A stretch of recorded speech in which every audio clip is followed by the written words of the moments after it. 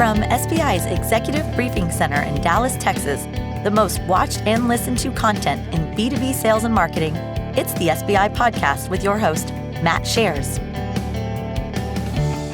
Welcome to SBI TV, a weekly show dedicated to helping you make your number. I'm Matt Shares. I'll be your host of the show, and joining me today is a multi-time guest, but he delivers so much insight, I gotta have Sangram Vajre back on the show.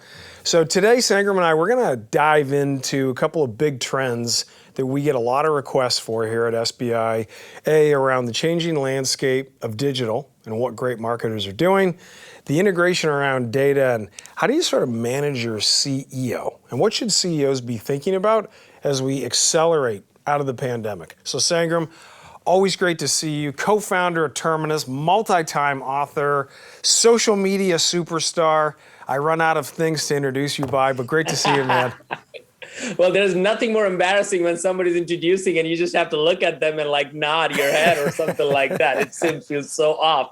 But no, man, it's fun to be on the show again. And what's interesting is this is something where we all are facing the same problem together as a world. So I think we all can live it and experience it and actually triage it together. So nobody is out of balance. Like everybody is on the same level field where everybody's experiencing the same issues and challenges. So it's a very extraordinary time for all of us. Yeah, it really is. And you see, as you and I are filming the show, varying degrees of optimism, right? With continual people getting more and more optimistic and excited, and sort of the commercial ethos in B2B for guys like you and I seems to be back on, right? And people are leaning in as opposed to on their back foot, which makes this show and what you and I are going to talk about really timely. So, as I said to everybody, Sangram and I are going to dive into some topics that continue to come in to us. And one of the things we always try to do with the show is, as people submit their questions to our Revenue Growth Help Desk, and we continue to listen to the market, bring people on who are experts, who have a real great point of view. Sangram and I have done multiple shows together, and we always have a pretty good rhythm and try to learn a little from each other along the way. So, Sangram, let's maybe just start with digital acceleration. And while everybody says, yeah, COVID is a forcing function, we had to, quote, become more digital, you and I, our respective firms, have been big believers in digital pre-pandemic. And now, like you said, everybody's on a same level playing field. So maybe set the playing field, if you would, from where you sit. And what does digital acceleration mean to you? Well, many ways, marketing always had this menu of options.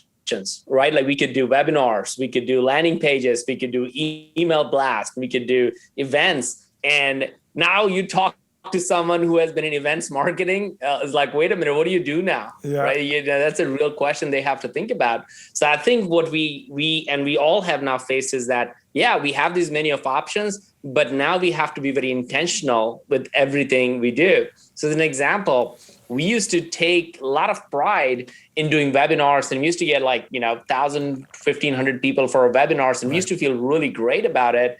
Quite frankly, Matt, what we did last year was actually do 20 people webinars. And those 20 people were literally for 20 people in the same field, sharing the same challenges they're facing. So it is more of a therapy session more than anything. Yeah. And that became our greatest revenue driver than a 1,500 talking head show, right? So it was really interesting. The menu of options still remain the same, but now how you execute on each one of them, I think is dramatically different based on where your audience is and what they really care about. Well, and Sangram, maybe we'll back up because your purview at Terminus is so, you're literally right at the epicenter of it. So for those that don't know, just describe what Terminus does, where you play, how people might think about you all. Yeah, well, Terminus started in 2015. And the reason I share that is because we started with a digital ad platform. We were out there saying, hey, you know what, why do you spend money on Google to maybe in hopes that somebody will come find you on a keyword? Why not put a digital billboard in front of your target accounts? And that's why we started this whole idea of account-based marketing. But we started with ads as an into the market. Long story short, now 6 years later, we have over 300 employees, all over the States, but also internationally going in. So it's been really, really fun to grow. And along the way, we have acquired 4 different companies. So now you can connect the dots all over the place from a digital standpoint. So it's funny when you say that, hey, you and I have been talking about this for a while, but the last year really put a strain on all the businesses who said, well, I don't know if digital is the first place I want to invest in. I don't know if this is the best way to think about it. I think it just made them like, all right, you don't have a choice anymore. You have to become digital. You have to connect people online where they are. And so in many ways, our business has boomed. And it seems weird to even say that because of all the economic and all the different factors in the world. But our business has just gone through the roof in the last 2 years because of what we do and how we help companies execute more effectively on their dollars that they spend in the marketing space. Yeah, well, and I think it's funny. My marketing team shared a quote with me that I think you made a quote on LinkedIn about how everybody not in marketing loves to tell a marketer what they should be doing with marketing, right? So we were chuckling as in prepping for this, but I guess in terms of what should CEOs know right now about marketing, and what should they be asking? Because, Sangram, as you and I know, probably less than 2% of CEOs ever spent any time in marketing. Some might have come from a sales background, right? But that's around 11, 12%. It's not a huge percentage, right? So, and if you think about most people that are sort of running middle market companies now, mid 40s to mid 50s, marketing was a small M in B2B when those, women and men were coming up. So how do you think about that CEO education and what they need in the marketing seat? Oh, it's a big gap. And I think one of the biggest reasons why the CEO of Terminus right now is my boss from the last company. He was the CMO of ExactTarget. Yeah. And then he was on the board since the very beginning, and now he's the CEO of Terminus. You should definitely have Tim Kopp if you want to get a CMO CEO conversation going. But he and I were chatting literally this morning around this.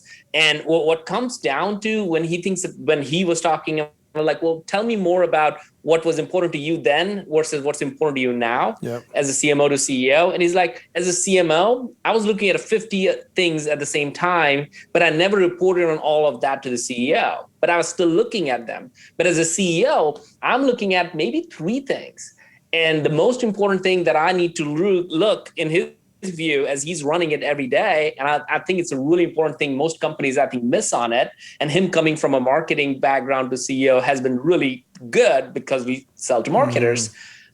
He made the comment that I hope people write it down and take to heart, which is the focus on creating a solid go-to-market team is a singular focus that in his mind changes the game for most companies. So if your go-to-market team, which includes not just marketing, not just sales, but actually customer success, that's your go-to-market revenue team. And many companies, early days is sales led. Like the sales is the team that's leading it. Then marketing and sales come together. That's where ABM is kind of born, where they act as one team.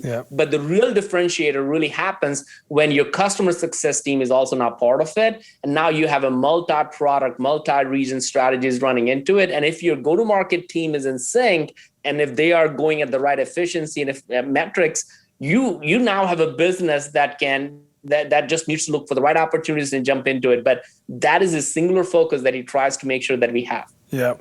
And Sangram, do you think about, it's funny, we often find now that the positioning around commercial and commercial effectiveness, right? Because what you just described is the commercial supply chain. You got marketing, you got sales, you got customer success. Because if you think about the way customers engage and they go through an experience, they think they have a need, they procure something, but now they've got to use what they bought and they need to have a great experience and hopefully renew, right? So as you think about that and marketing's sort of rapid acceleration over the last 12 months, is there sort of any one spot where you're sort of guiding and advising our listeners and viewers to go, hey, really lean in at this part of the customer experience journey, of the buyer's journey or the user journey for these reasons? What does that look like? I'll give a phrase that that became the rallying cry for us last year, which is retention is the new acquisition. retention is the new acquisition. And in most companies in their growth mode, you're always looking at the top line. You're always thinking, let's just get the next new logo in. And we all know that it's harder and more expensive to get a net new, but that's where we focus on. That's because it is sales driven. And bringing in the customer success team, part of the go-to-market, and making sure that we would rather have a 10% less growth than what we projected, but we'll have a 100% net retention rate. It is a mind-bogglingly better outcome for the company because of the valuation that it can get. So I want more and more companies to focus on this idea that retention is the new acquisition. Invest fiercely in your customer success team more than your sales team right now. Figure out how you can attach different services to make them successful, not just the product, but the product services aspect of it. People rather spend $10,000 more to make sure that your product actually works than actually, churn out. So if they're churning out, it is something that you're just not doing. And sometimes you just need to throw people at it so you can create that pro services for it. But the more you focus on retention, the more you figure out what keeps them and sustains them, the better your entire business is going to be, quite frankly, Matt. No doubt. Well, and if you think about like certain metrics where you would guide the viewers and listeners to, if there were just a couple where, because people always get stuck on, well, how much data, what's my tech stack telling me, I need more of this, but everybody says you got to be data driven. So a little guidance that you would give us, Sangram? Yeah, I mean, there are not that many metrics, quite frankly. I think we just live and die with too many of these things. I think I would just reduce our dashboard to like 5 or 6 things. But one of the key metrics we look at is our net retention rate. What is our net retention rate in our company? How does that work? The other one we look at our gross margin, like GRR. Like when you start looking at these 2 metrics, it may not make sense for a startup business that is just kicking it off, and if you're sub 5 million or something like that. But when you cross 10, when you cross 20, when you cross 30 million, I think these numbers really become the reason why certain companies get valued as $1 billion versus certain companies would get valued at the same revenue number, but at like, $200 million. It is literally the reason why your business, when somebody's investing in it, is thinking, oh, this has the potential to be the next unicorn. I don't think most companies and CEOs are actually thinking about it at the early stage. The earlier you think, I think the better you can get at it. Well, I think there's that, Sangram, and then I also think there's what I would call commercial intensity relative to where money is spent. There's always intensity spent on new logos. There's always intensity spent on new bookings, right? There's always intensity spent on the forecast call. And the forecast call is always about what's coming in, as opposed to, imagine putting the same intensity on a churn call. Yeah. Imagine putting the same intensity. Right? Imagine putting the same intensity on an expansion call where you've got a nickel, right? You should have a dime. It's like, guys, why are we not making the expansion happen? What buying center did you go to? How'd you have the conversation? So I'm with you. And sort of the reimagination of the commercial model is something that we're seeing a bunch right now, because so many people had to go back to the base because new logos dried up. So that was another. I'll tell you even more interesting thing, Matt, around that was, I'll ask this question, and when in a room full of people, it's a lot of fun to do it because you'll see people raise hand and stuff, but I'll just imagine that's happening right now. But I'll ask companies and marketers specifically, like, how many of you send newsletters? Everybody would raise their hand and say, yeah, we do send newsletters. Great. To your prospects. I don't use that word, and I'll get to it in a second, but to your product, everybody sends newsletters out. All right. How many times somebody came back to you and said, when you didn't send it, how many of them came back and said, oh, I missed your newsletter. I wish you would have sent me. And literally nobody would raise their hand, like nobody, there would be some newsletter writer contact. I think so, but no, what will happen if you stop that? And the answer is no. But to your point, Matt, you just made, when I asked the second question, which is or third question in this case, which is, oh, how many times do you send your customers emails today? And they're like, whoa. We don't just send random emails to our customers. Right. We protect them. We make sure that only good stuff goes to them. Well, if you don't treat your prospects, and this is what the word I want people to use, as your future customers. So take out the vocabulary of prospects. Nobody likes to be prospected. Like, do you like to be prospected and hunted and whaled out of the water? Like, nobody likes it. Yeah. So if you take out the word prospect off and say, we only sell to customers and future customers. Customers and future customers. I think our content strategy will change. The way we communicate will change. The value that we will give to people would change. That's a really, really good point. So in this last segment, Sangram, I guess you became known, and you and I met years ago because of all the work that you had done around ABM, right? And how people thought about ABM, and you and I have seen these different trends that pick up speed over certain time frames, right? And then something else new comes on the scene. From where you sit, give us a little bit of a state of the union, right? And by the way, I love the future customer lexicon, because people don't think like that, right? It's kind of so that I'm taking that with me. But yeah, let's talk about the state of the union for ABM. Well, for ABM in general, I think there was this marketing automation world that existed, and it has now become like, I'm seeing more companies not even start with the marketing automation.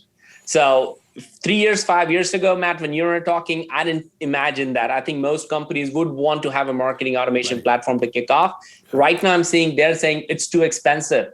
Why would I put $100,000, especially if you go back to a future customers and customers, that every connection and every email matters and it needs to be segmented and need to be value driven? Then in that case, you really don't need a blasting machine for $100,000 a year. So then what do you really need? And where I feel is that for marketing automation, the new North Star was an ABM focused journey that they needed to create. I think for practitioners of ABM today, their North Star is a go-to-market focused journey, because the ABM journey was about bringing marketing and sales. So it's kind of interesting. It kind of came full circle now for us.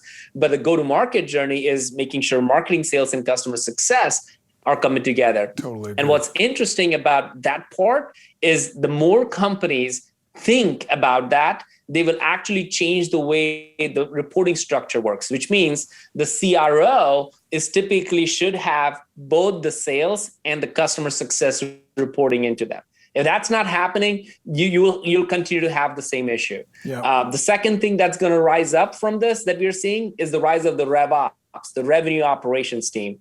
Our RevOps person, Mallory, she runs our go-to-market executive meeting. She's the one who's actually putting in, and she has marketing ops, sales ops, product ops, customer success ops reporting into her as opposed to individual department. So we're seeing this new trend of like one CRO having both sales and success. So they know that they don't have leaky bucket anymore and they're selling to the right thing. And then RevOps, that's really putting the glue together where everybody may have opinions, but we're going to run through the numbers of what go-to-market RevOps team is telling us. Yeah, it's Sangram, it's such an interesting point because a couple of years ago, we started this concept called the Revenue Growth Office.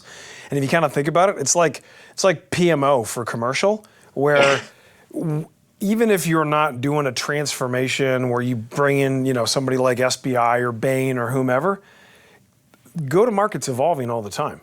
So you've got to have a central construct where, like you said, data lies, central fact base, cadence, right? If we're going to roll out a new initiative, whether it's a new sales process or something for customer success or something new from an ABM perspective, there's got to be a centralized way that the commercial function runs, as opposed to these disparate, single function where marketing's got data, sales has data, customer success has data, but it's all a different fact base. The CEO doesn't know who to believe. Yeah. The last thing you want as a CEO listening to, and I think this happens all the time, is walking into your meeting and everybody's saying, I think our numbers are different than what I'm seeing on. Like, how many times has that happened? Like, we all be millionaires, right? That is the single biggest reason why we need a RevOps. Like, I don't need marketing and sales and CS to give me numbers. I want RevOps to give me the numbers, and you just do the strategy. Totally. Oh my goodness. I am laughing so hard because when you're in those meetings and somebody says, hey, you know what? I think that data's wrong because it's just like, okay, the meeting is now off the rails because you know what's coming next.